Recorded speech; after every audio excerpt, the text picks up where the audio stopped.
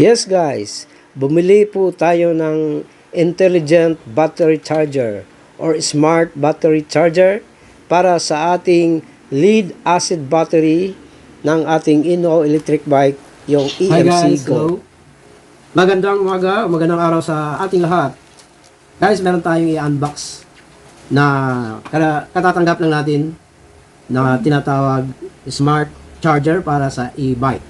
Check natin guys kung tama yung dineliver nila, kung tama yung mga specification na sa in-order natin. Hindi makikita yung price nito guys dahil this is paid through GCash. But ang binayaran ko nito sa GCash is around 400 pesos. Check natin guys. Dahil ready na siyang ilabas sa kanyang plastic packaging. There we go. Black ang box niya at nakabalot din ng plastic. So, tinatawag siya na New Intelligent Pulse Charger. 5-star glory. Full automatic shutdown. Let the world fall in love with high quality. Full process monitoring. Terminal pulse charging. Anti-reverse. Zero output. National standard current.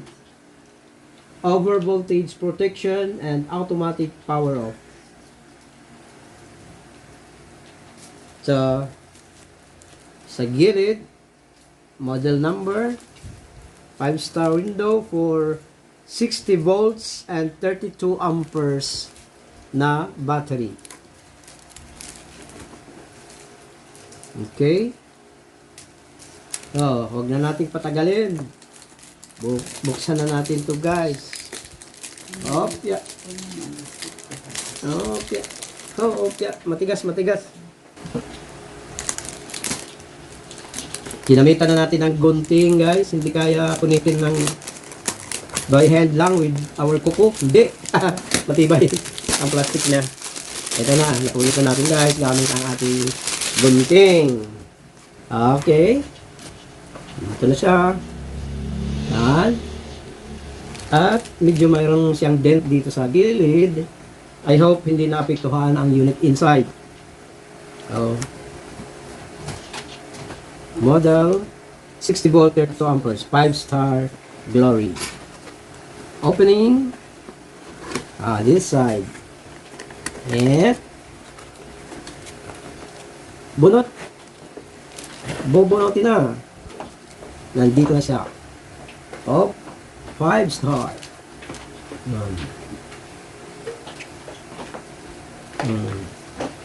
Mahaba din yung kanyang cord.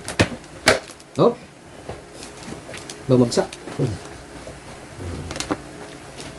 So, basahin ko na lang sa inyo guys, no? Kung ano mga naka-indicate dito sa charger na to. New Intelligent Pulse Charger. 5-star glory charger. Full automatic shutdown. Let the world fall in love with high quality. So, dito guys, may mga display siya rito. Mga percentage or ang progress ng pagcha-charge hanggang sa maging 100% na siya charge. Dito magdi-display yan. Ang advantage kasi guys, bakit bumili pa rin tayo ng ganitong klaseng charger, although meron naman tayong charger na kasama doon sa pagbili nating e-bike, at bumili pa tayo ng timer, although meron tayong ganun na, bumili pa rin tayo ng intelligent pulse charger kasi ang advantage nito is ang pagcha-charge niya guys is nandoon sa tamang level. Yung full charge niya guys is also hindi ka na mahahassle sa pag-check every now and then kung puno na ba ang pagcha-charge mo. So this will help you to be having a peace of mind sa pag-charge mo sa ating e-bike. So mawawala yung worry natin, baka mag-overcharge na if yung ginagamit natin yung mga ordinary type na mga charger.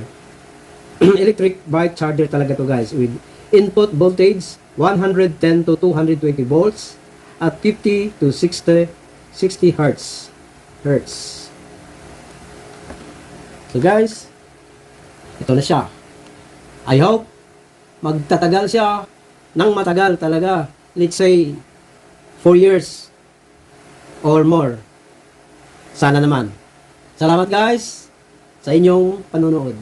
And later on, pag actual na nating i-charge ito, magbibigay din ako ng separate na video para sa actual charging gamit nitong ating 5-star Glory Intelligent Pulse Charger for e-bike battery. Bye-bye!